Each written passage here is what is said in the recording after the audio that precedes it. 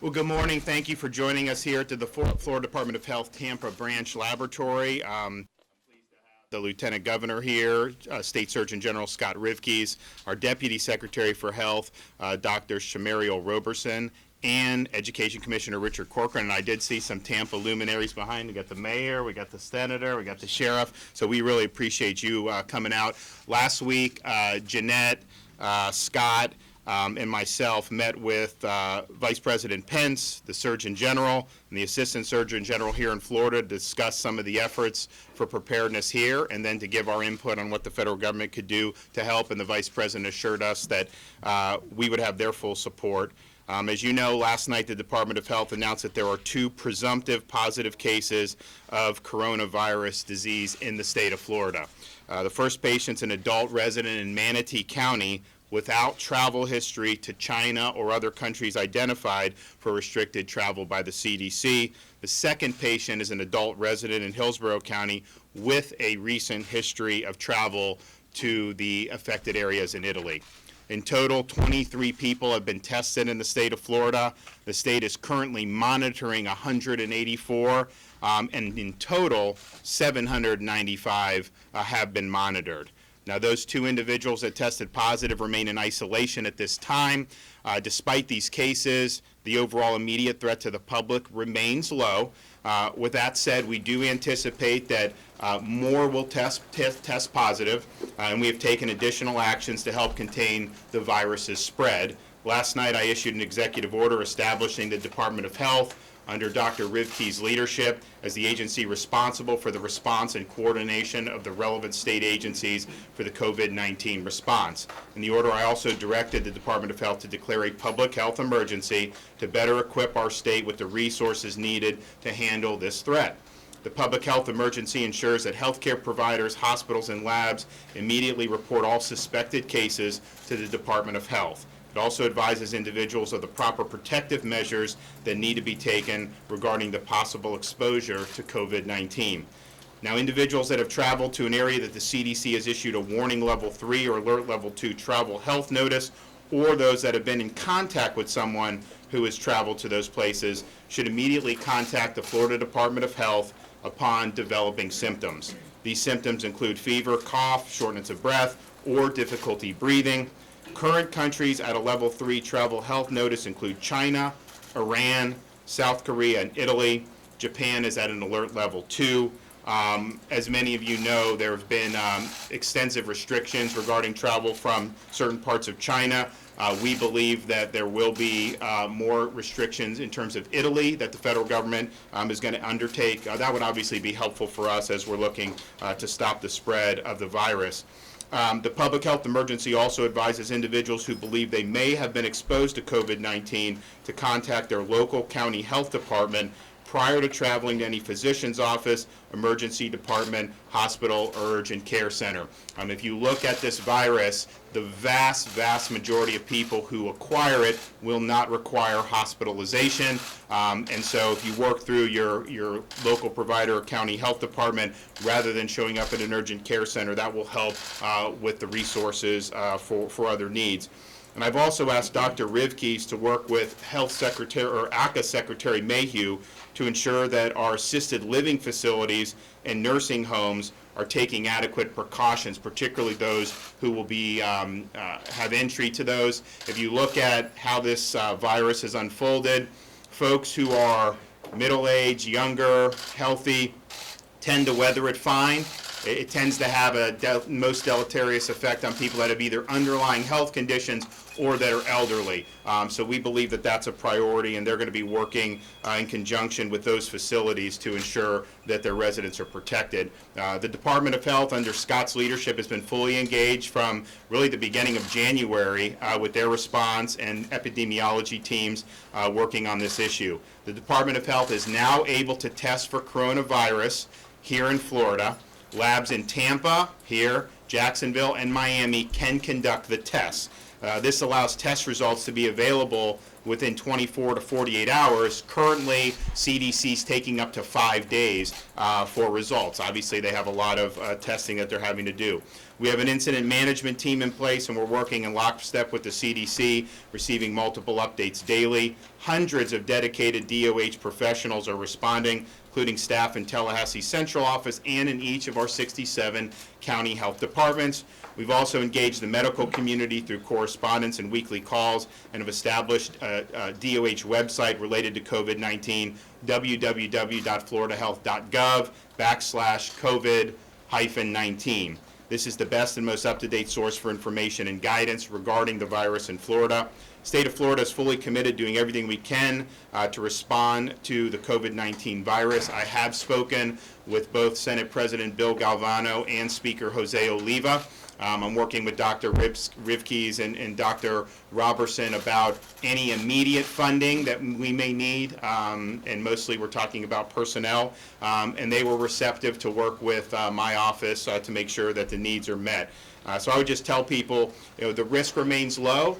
Please heed the advice of the CDC and local healthcare professionals. You hear some of the things about washing your hands and not touching your mouth and your nose and your eyes. I mean, that really is the best way to make precautions here. And I think that we're working diligently and Scott will go into a little bit more detail, I think, on some of the things that are be doing specifically. But our goal is to contain this and make sure we're ensuring public health. So with that, I'll let the doctors come up and say a few words, and then we'll be happy to answer any questions you guys have. Scott? Thank you, Governor. Thank you all for being here. I want to begin by thanking Lieutenant Governor Nunes and Governor DeSantis for their incredible support as we are facing this, and also our other partner agencies.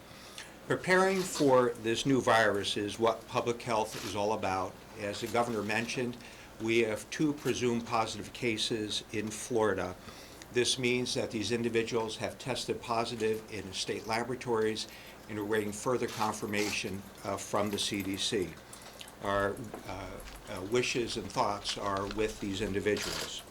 The first individual is a male in his 60s from Manatee County who is hospitalized for evaluation and treatment for pneumonia. This individual is currently stable and remains hospitalized. At the present time, it is not known how this individual was exposed to COVID-19. The Florida Department of Health is working closely with this individual, his close contacts, and healthcare providers to isolate and monitor any individuals who may have come in contact with this virus. And we'll be implementing testing of any individual who may develop symptoms of COVID-19, which is shortness of breath, fever, or a cough. The second patient is a woman in her 20s from Hillsborough County who recently returned from northern Italy.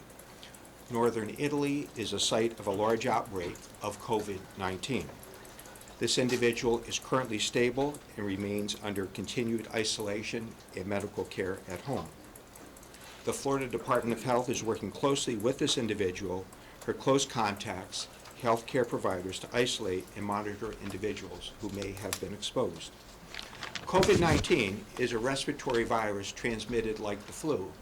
Symptoms of COVID-19 are fever, cough, and shortness of breath. Symptoms may occur as soon as 2 days after exposure or as long as 14 days. As the Governor mentioned, most individuals with COVID-19 will have a mild case. 80% of individuals will be able to be treated and observed at home. Up to 15% of individuals may have a more severe case requiring hospitalization. Up to 5% of individuals, this may be especially severe. In the elderly, and those individuals with underlying medical conditions like high blood pressure, heart problems, obesity, and diabetes may be more prone to develop serious complications should they contract COVID-19. There is no vaccine to prevent COVID-19. At the present time, we do not have any medications to treat COVID-19. Thus, care is supported. Since we have 2 presumptive positive cases of COVID-19 in Florida, I would like to announce several measures for our residents and visitors to follow. First, regarding travel. Before planning overseas travel, please refer to the CDC website, which identifies areas of travel concern. In addition to China, there are currently large outbreaks of COVID-19 taking place in northern Italy, South Korea, and Iran, with more than 1,500 cases there. If you are returning from these areas, we are asking that you self-isolate for 14 days after returning. Please refer to the Department of Health website for what this involves. This applies going forward to individuals returning from these areas and from individuals who have returned from these areas within the past 14 days. If you are self-isolating and become ill, please contact the county health department or your health care provider before seeking medical attention. We'll be sure that guidances and proper protection are taken when we obtain your samples. Regarding healthcare workers in medical facilities, all healthcare facilities and healthcare providers are asked to review the expanded definitions as to when to consider COVID-19 in an individual. This includes individuals returning from areas of global high outbreak within the past 14 days and lower respiratory disease symptoms. This includes individuals returning from China, South Korea, Iran, Italy, and some parts of Japan. We also are now including individuals who have new onset lower respiratory disease without a known cause as individuals who should be considered for COVID-19. Please contact your local county health departments when you're evaluating such individuals. We'll assist in their evaluation collections of samples. As the governor mentioned, we are now doing testing in Miami, Tampa, and Jacksonville. Healthcare providers and workers are reminded that all individuals who are being evaluated either in the outpatient or inpatient setting for lower respiratory tract illnesses should have respiratory or aerosol precautions in place. Please refer to CDC and DOH guidelines for this. We need to protect our healthcare workers from getting COVID-19.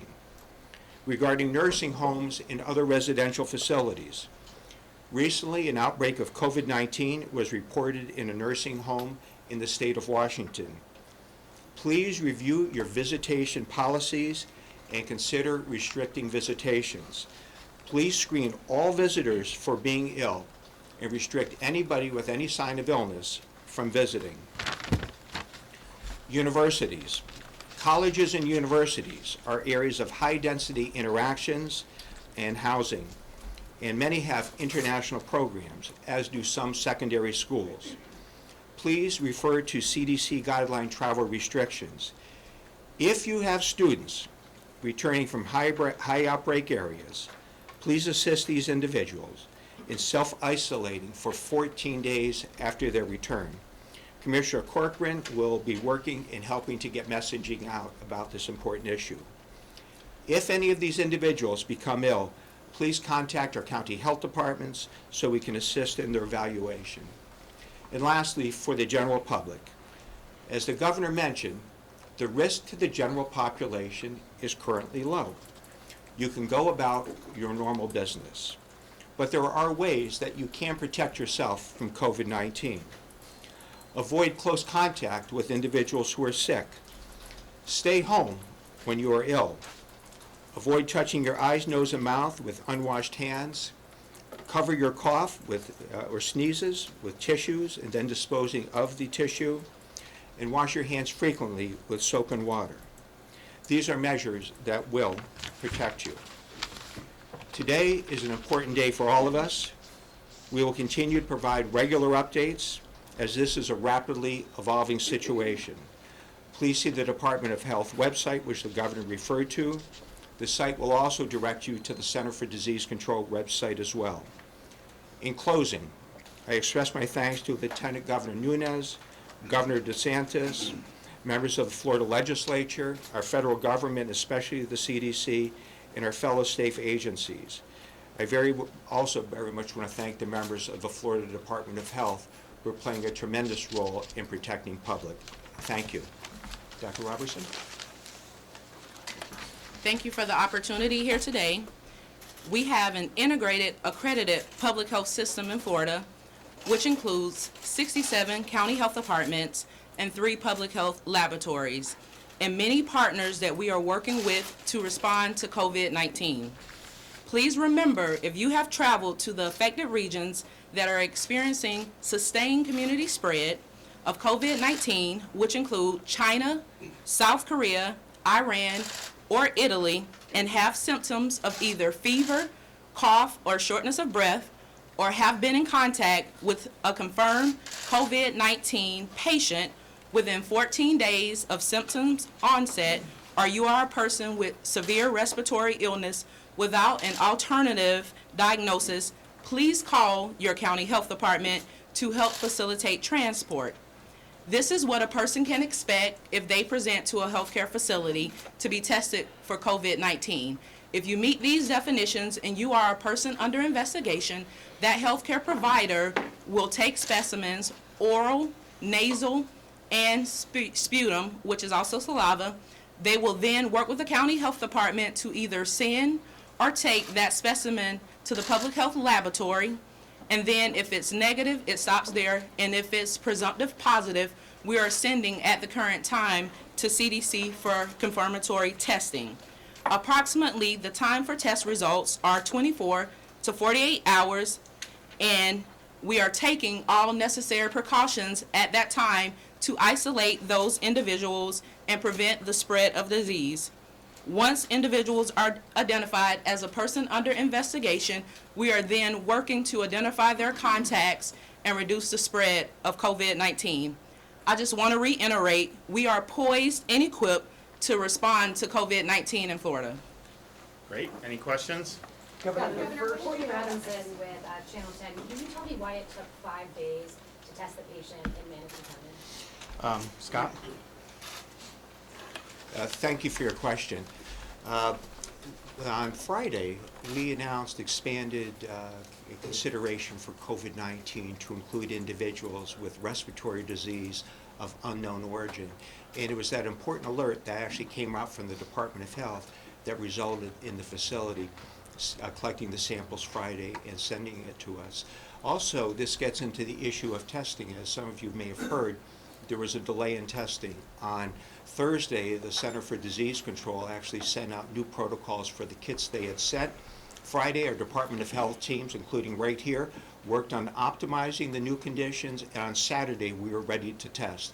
So in this situation, samples collected Friday when we issued our new guidelines and was run on Saturday. But with that delay, how many others were exposed to this? This is something that we're working with the hospital on to identify other individuals who would be exposed. If an individual is exposed, those individuals are being evaluated, and those individuals will self-isolate for 14 days. Why did it take so long to get the information out to the general public? This was out on Facebook yesterday.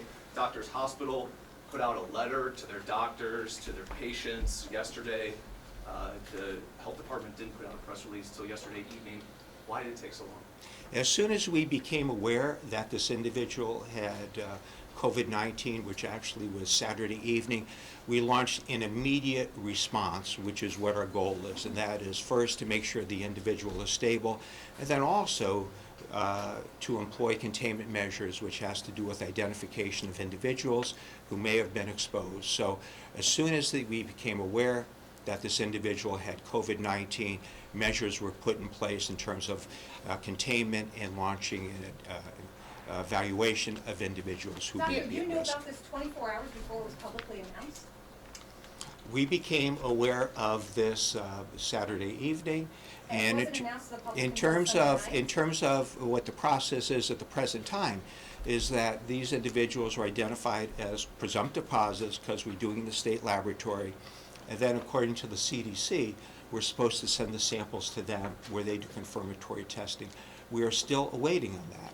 But because of the situation, and we had already launched full measures in terms of containment and evaluation, we decided that even though while we are waiting for the CDC confirmatory testing, that was important to go ahead and inform the public. Doctor, what are you doing to ensure that hospitals are adequately trained?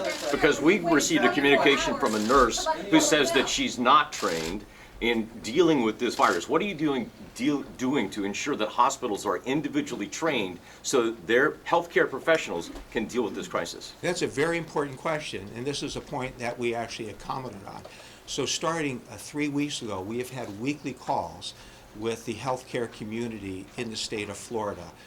We knew this was coming and having individuals be prepared. So we, right from the very beginning, have asked the institutions to refer to their planning, respiratory precautions, make sure they have enough protective equipment, and so the procedures are in place so that the healthcare workers can be protected. Do we know how recently the Hillsborough case, that woman was in Italy, and what the exposure was like, say, on the plane when she returned? Are there any protocols in place for that? I don't have information at the present time, but we're working with CDC and our health department as far as evaluating all of those issues. Doctor, why would the Department of Health call this a hoax? How many of them involve travel? So in terms of individuals that we are currently following, so let me break it down to a couple of different categories. So we have individuals that we consider persons under investigation or have been. These are individuals who would be high risk suspected of that. We have tested 15 individuals. These individuals have been negative. There are 2 individuals who are presumptive positive, which we talked about, and then we're waiting on 6 other individuals. And then we have another group of individuals. These are individuals who have returned from mainland China, and these individuals are self-isolating at home. There have been more than 800 individuals that we have monitored, and within that are 184 individuals that the governor referred to that we are currently monitoring. How many of them involve travel? The 184 individuals are specific individuals who have returned from mainland China, not from the Hubei province, so all travel, sir. Doctor, why would the Department of Health call this a hoax when we tried to confirm this yesterday? Manatee, are you concerned, how likely is it that there's going to be more cases of coronavirus moving forward the next couple days? It's very important, this is a new virus that we're continuing to learn about. And with the expanded definition for coronavirus, to consider this in situations where an individual has lower respiratory tract disease and you can't find it, as we are testing more individuals, and we can do this now in each of our state laboratories, we'll get more information as to how common this is going to be. I don't have information on that at present. Doctor, why would the Department of Health call this a hoax when we tried to confirm this yesterday? Yesterday evening, we called the Department of Health out of Sarasota, and they called this a hoax, completely false, only to backtrack hours later with the press release. Why would they call it a hoax, such strong language? I can only comment on the fact that we are all here right now today to inform about this important development within our state. We have always been very proactive in terms of letting the public know that this is coming and how to prepare ourselves. And you announce it to the public, so that's not transparent, sir. And your department called it a hoax. Excuse me. I'll just say, so we, just to kind of answer, I think, your question there, I mean, and I said in my comments, we are anticipating that there will be additional positive tests. The gentleman that was hospitalized did not, before the CDC guidance change, fit the criteria where you would test for COVID-19 because he had not been exposed to travel, and we don't think he had been exposed necessarily to people who had been, although I think that that's under investigation. And so the follow-on for that will be, we think that there'll likely be more. The young woman who came back from Italy, did have a roommate who is now under self-isolation. We anticipate that is somebody that was probably exposed. I don't think that's someone that's a Florida resident. I think it's a different state, so it wouldn't necessarily count as Florida, but obviously the precautions are being taken. Our goal is to, limit this spread, of COVID-19, and I think from the beginning, The Department of Health in Florida, they've been very proactive. I mean, you don't monitor all these people. I mean, that involves personal visits. That involves checking people's temperatures, and so they've been very diligent about this. And then obviously with these cases, they've proactively been contacting the people who may have had interactions with the patients. And so we're going to continue to do that. I'm glad that we're going to get support if we do need some additional funding from the legislature, and I hope that the U.S. Congress will be able to do something soon. I know they talk a lot about different things, and they have their own views, but they oftentimes don't act quick enough. So we hope to see that. So thank you. Governor, may I ask you, because we